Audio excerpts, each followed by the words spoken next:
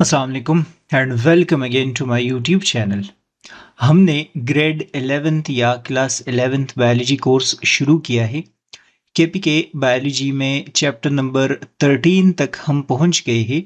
Chapter number 13 आप लोगों का है इम्यूनिटी, और ये इम्यूनिटी में आप लोग कंसिडर कर ले कि तकरीबन सेकंड लास्ट लेक्चर होगा। हमने डिस्कशन करनी है ऑटो इम्यून डिसऑर्डर्स के हवाले से। बहुत ही ब्रीफ लेक्चर होगा क्योंकि ज़्यादा डिटेल आप लोगों की बुक में इसमें नहीं डिस्कस की, और इसका टेक्स्ट भी बहुत आसान सा है, इसको समझना आपके लिए कोई ज़्यादा प्रॉब्लम नहीं होगा।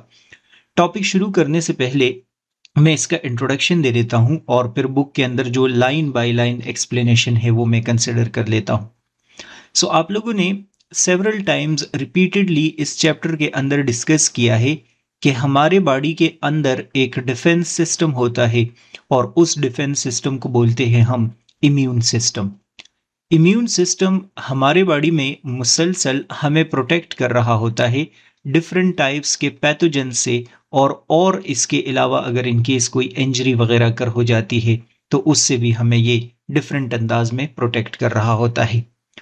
इम्यून सिस्टम हमारे जो अपने सेल्स होते हैं, हमारे जो अपने एंटीजेंस होते हैं, नॉर्मली उनको कोई नुकसान नहीं पहुंचा रहा होता, क्योंकि इम्यून सिस्टम के अंदर जितने भी वाइट ब्लड सेल्स होते हैं उनको अपने सेल्स के बारे में पता होता है। तो इस वजह से कोई रिएक्शन नॉर्मली नहीं होता और हम यहाँ पर हेल्दी बैठे हैं। समटाइम्स ऐसा होता है कि हमारा जो इम्यून सिस्टम है वो अपने ही एंटीजेंस के अगेंस्ट, अपने ही सेल्स के अगेंस्ट रिएक्ट करना शुरू कर देता है। एक ऐसे फिनोमिना को जिसमें हमारा इम्यून सिस्टम हमारे अपने एंटीजेंस या हमारे अपने सेल्स के अगेंस्ट रिएक्शन शो कर रहा होता है, ऐसे फिनोमिना को हम बोलते हैं ऑटो इम्यून डिजीजेस, या हम इसको बोलते हैं ऑटो इम्यून डिसऑर्डर्स। सो जिस तरह नम्स में क्वेश्चन आया था कि ऑटो इम्यून डिसऑर्डर आप लोग डिस्कस करेंगे कि ये हमेशा सेल्फ अगेंस्ट सेल्फ होता है। अपना ही इम्यून सिस्टम अपने ही सेल्स के अगेंस्ट क्या कर रहा होता है, रिएक्शन कर रहा होता है। ये सिंपल सा एक इंट्रोडक्शन मैंने दिया है, और बाकी बुक के अंदर देखते हैं क्या लिखा है। Autoimmune disorders are diseases that occur when body produce an inappropriate immune response against its own tissues। लिखा है कि ऑटो इम्यून डिसऑर्डर्स हम ऐसे डिजीजेस को बोलते हैं, ऐसे प्रॉब्लम्स को बोलते हैं जिसमें होता क्या है, जिसमें हमारा अपना जो बॉडी है, हमारा अपना जो इम्यून सिस्टम है वो इन अप्रोप्रिएट रिस्पॉन्स शो कर देता है, एब नॉर्मल रिस्पॉन्स शो कर देता है। किस चीज के अगेंस्ट? हमारे अपने ही सेल्स के अगेंस्ट। ये कोई ना कोई अब नॉर्मलिटी आ जाएगी और इम्यून सिस्टम सोचेगा कि ये क्या है, ये तो हमारे बॉडी का हिस्सा नहीं है, हालांकि वो बॉडी का अपना ही हिस्सा होता है नॉर्मली, लेकिन उनको डिस्ट्रॉय किया जाता है। Sometimes the immune system will cease to recognize one or more of the body normal constituents itself and will produce antibodies that attack its own cell, tissue and organs।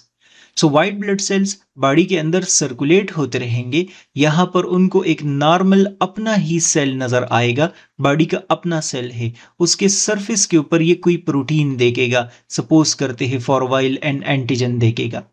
अब white blood cell को technically पता है कि ये self antigen है, इसका मतलब body का अपना हिस्सा है, लेकिन समटाइम्स क्या होगा, कभी कभार ऑटो इम्यून प्रॉब्लम में क्या होगा, यही वाइट ब्लड सेल्स आप डिस्कस करेंगे, इस सेल्फ एंटीजन के अगेंस्ट एंटीबॉडीज प्रोड्यूस करना शुरू कर देंगे, और उन एंटीबॉडीज को हम क्या नाम देते हैं, उनको हम नाम देते हैं ऑटो एंटीबॉडीज। इसका मतलब हो गया कि हमारा जो इम्यून सिस्टम है या हमारे जो वाइट ब्लड सेल्स है वो अपने ही सेल्स को रिकॉग्नाइज करने में फेल हो गए हैं, तभी तो वो अपने बॉडी के सेल्स को डिस्ट्रॉय करने की कोशिश कर रहे हैं।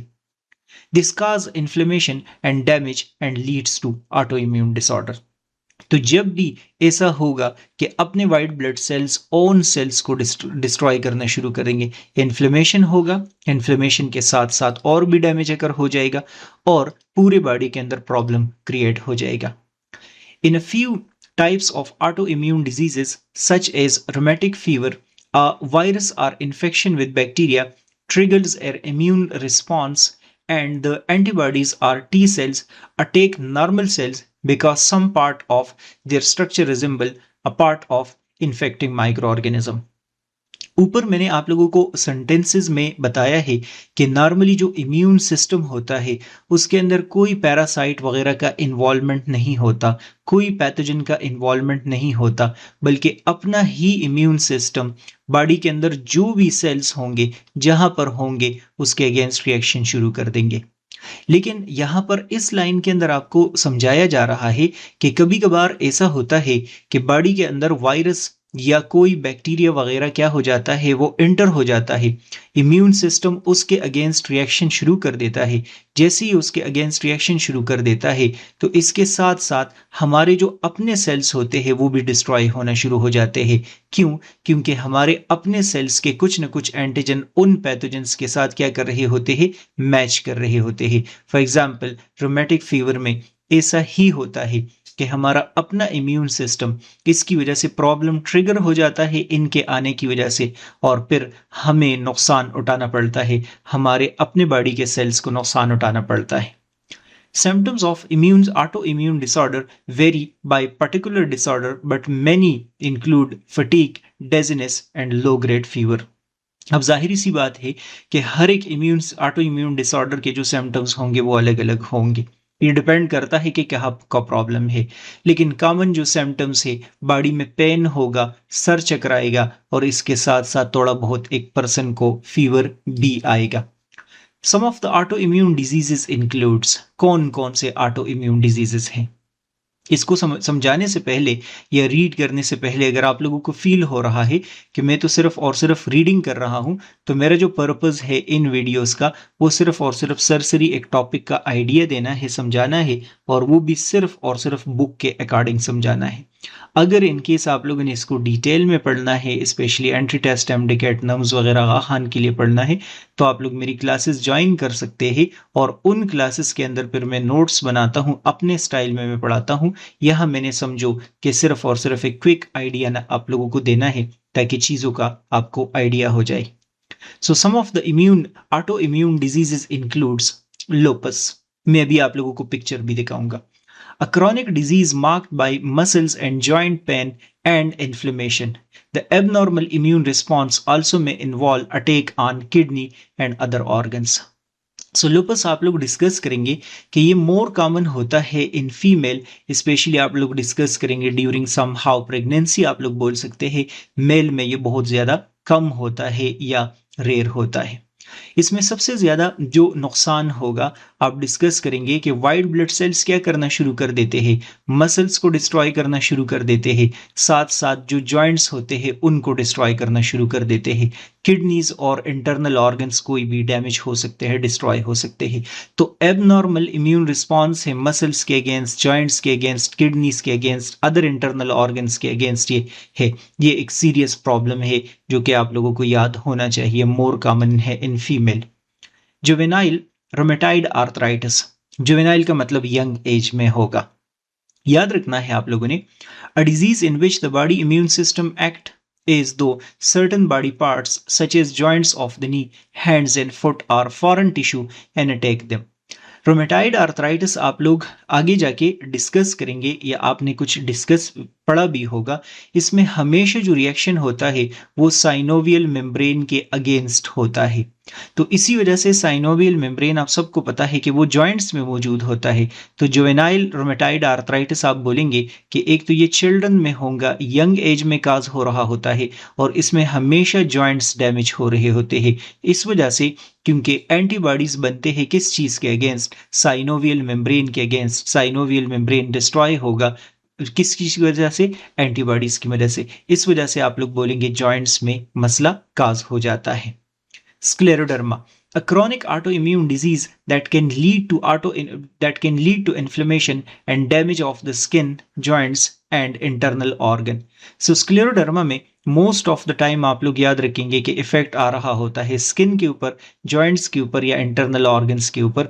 अभी मैं आप लोगों को पिक्चर दिखाऊंगा, इसमें स्पेशली कोलेजन का प्रोडक्शन बहुत ज़्यादा हो जाता है। इस वजह से आप लोग डिस्कस करेंगे कि उसका असर स्किन और जॉइंट्स के ऊपर आ रहा होता है। Ankylosing spondylitis, a disease that involves inflammation of spine and joints, specially आप लोग सेकेंड ईयर में स्पॉन्डिलाइटिस एक टॉपिक डिस्कस करेंगे। उसमें आप लोग पढ़ते हैं कि इसमें प्रॉब्लम कहाँ पर काज होता है, जो जिसको आप लोग क्या नाम देते हैं, डिस्क स्लिप एक प्रॉब्लम आप लोगों ने डिस्कस किया होगा, या मे बी के डिस्क स्लिप आप लोगों ने सुना होगा। इंटरवर्टिब्रल डिस्क जो आप लोगों ने सुना है वो स्पाइनल कार्ड या जॉइंट्स या वर्टिब्रल कॉलम में होता है। तो इसमें आप लोग डिस्कस करेंगे। एंकिलोजिंग स्पॉन्डिलाइटिस में आप लोग डिस्कस करेंगे कि स्पाइनल कार्ड में मसला होता है, वर्टिब्रल कॉलम में मसला होता है, वहां पर स्टिफनेस काज हो जाता है, पेन काज हो जाता है, बंदे का जो पोस्चर है वो डिस्टर्ब हो जाता है। क्योंकि हमारा पोस्चर किस चीज की वजह से है, आप लोग बोलेंगे वर्टिब्रल कॉलम की वजह से है। Juvenile dermatomyositis, dermatomyositis, a disorder marked by inflammation of skin. So dermato का मतलब आप लोग यहाँ पर स्किन ले, और मायोसाइटिस आप लोग डिस्कस करेंगे कि ये किस चीज के लिए यूज होता है, मसल्स के लिए यूज होता है, यहाँ पर मसल्स को नुकसान होगा। जिस तरह मैंने आप लोगों को अभी बताया कि स्क्लेरोडर्मा में कोलेजन ज्यादा बन रहा होता है, तो उसका इफेक्ट स्किन के ऊपर और जॉइंट्स के ऊपर आया है। ये वाला पिक्चर आप लोग यहाँ से अपने लिए याद कर सकते हैं। जुवेनाइल डर्मेटोमायोसाइटिस में आप लोग देखेंगे कि यहाँ पर जो डैमेज अकर हुआ है वो स्किन के ऊपर आ रहा है, और स्किन के साथ साथ आप लोग बोलेंगे कि इंटरनल मसल्स भी डैमेज हो जाते हैं। जुवेनाइल रोमेटाइड आर्थराइटिस में आप लोग डिस्कस करेंगे कि जो प्रॉब्लम है वो यंग एज में जॉइंट्स पे हो रहा होता है। और एंकिलोजिंग स्पॉन्डिलाइटिस में आप लोग डिस्कस करेंगे कि इस पर्सन का जो पोस्चर है वो डिस्कस हुआ, इसका मतलब वर्टेब्रल कॉलम और जो स्पाइनल कार्ड है उस पर क्या आ रहा है, इफेक्ट आ रहा है। एंड लुपस में आप लोग यहाँ पर देख सकते हैं कि उसमें जो मोस्ट इंपॉर्टेंट जो इफेक्ट है इस पिक्चर के अकॉर्डिंग और भी हो सकते हैं, वो यहाँ पर स्किन के ऊपर एक रैश बन गया है। आप लोग बोलेंगे कि ऑटो इम्यून डिसऑर्डर है, एंटीबॉडीज यहाँ पर डैमेज काज कर रहे हैं। मेरे ख्याल में कि इसमें कोई इतना ज़्यादा इशू नहीं होगा। हाँ, अगर आप लोग मेरे ऑनलाइन क्लासेस ज्वाइन करना चाहे, डिटेल में टॉपिक समझना चाहे जिसमें मैं अपने नोट्स बनाता हूँ, तो मुझे आप लोग मैसेज कर सकते हैं। लाइक, सब्सक्राइब, शेयर ज़रूर कर ले। नेक्स्ट वीडियो लेक्चर देख ले। गुड बाय, अल्लाह हाफिज़।